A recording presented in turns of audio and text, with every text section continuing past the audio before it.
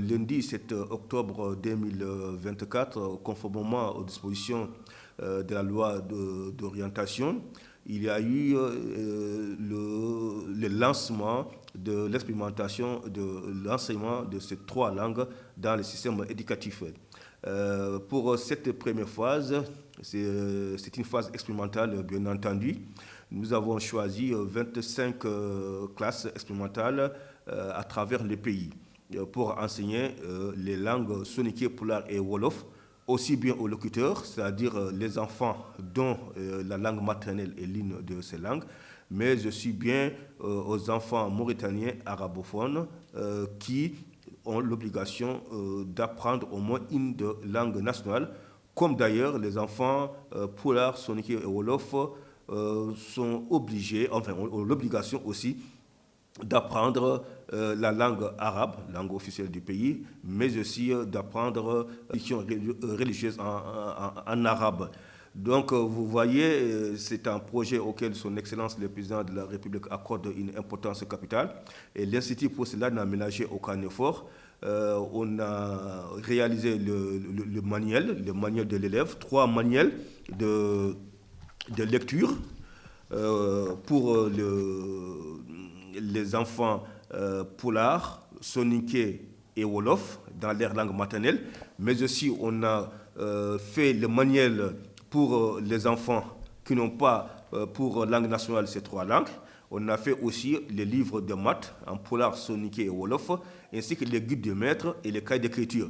Donc nous pensons que c'est une expérience qui est très intéressante dans la mesure où il a été prouvé partout, et les scientifiques, les chercheurs en pédagogie, en sciences de l'éducation, les linguistes de façon générale ont tous prouvé que pour une meilleure réussite dans l'éducation scolaire d'un enfant, il est préférable qu'il puisse commencer donc cette scolarité dans sa langue nationale.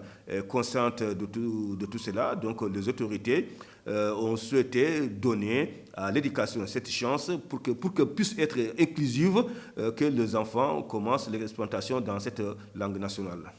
On apprécie, évidemment. Moi, j'apprécie beaucoup. D'ailleurs, la preuve en est que j'ai même mis mon enfant pour classe d'expérimentation. Donc, nous saluons l'enseignement des langues nationales.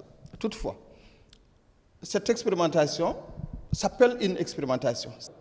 On a dit seulement que l'expérimentation va commencer, on ne sait pas quand. Mais on a dit aussi, en attendant la généralisation de cette expérimentation, toutes les matières scientifiques vont être enseignées en arabe.